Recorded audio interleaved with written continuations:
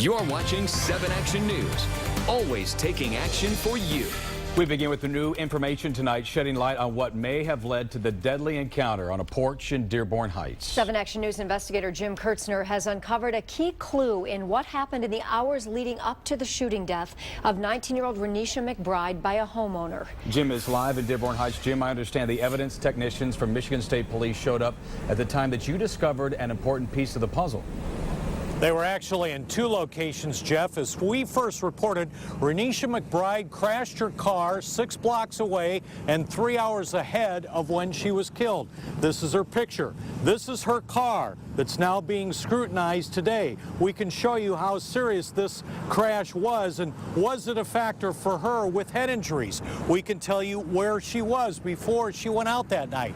Was she drinking? Was that a factor? Does this change any of the dynamics for her or for her killer? Take a look at what's being scrutinized today.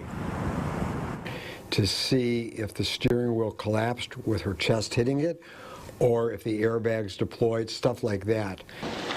Only 7 Action News cameras are rolling as Renisha McBride's Ford Taurus is moved inside the garage at the towing yard so that state police can take more detailed photos.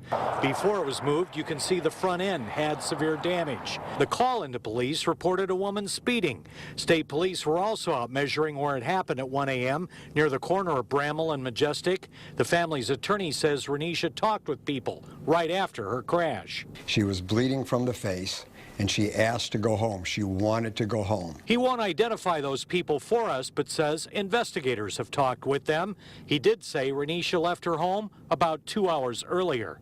I knew that she left the house sometime between 11 and 11:30.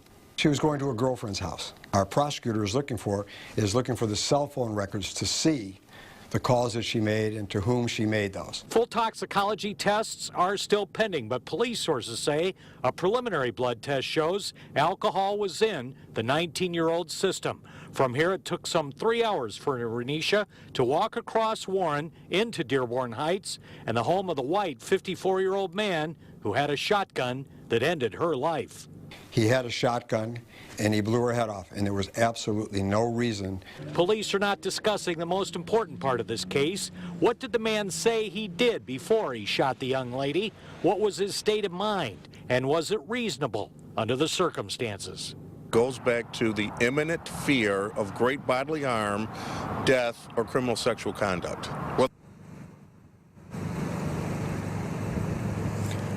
Now we know the name of that 54-year-old man, but we're not using it in our broadcast because this case is still pending, and so far he has not been charged with a crime.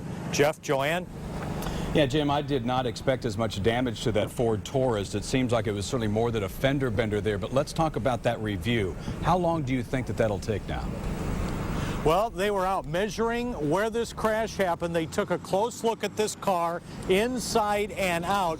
Could take several days. They may even call in an expert to scrutinize some of this physical evidence. There's no time frame here. The prosecutor has the luxury of time to thoroughly analyze everything and then make this key decision. Okay, Jim, thank you for the very latest in that case tonight. Well, here are a few more details. We have the options for the prosecutor now: open murder, manslaughter, accidental discharge of a firearm, or no charges at all. We're continuing to follow this case, and we'll let you know.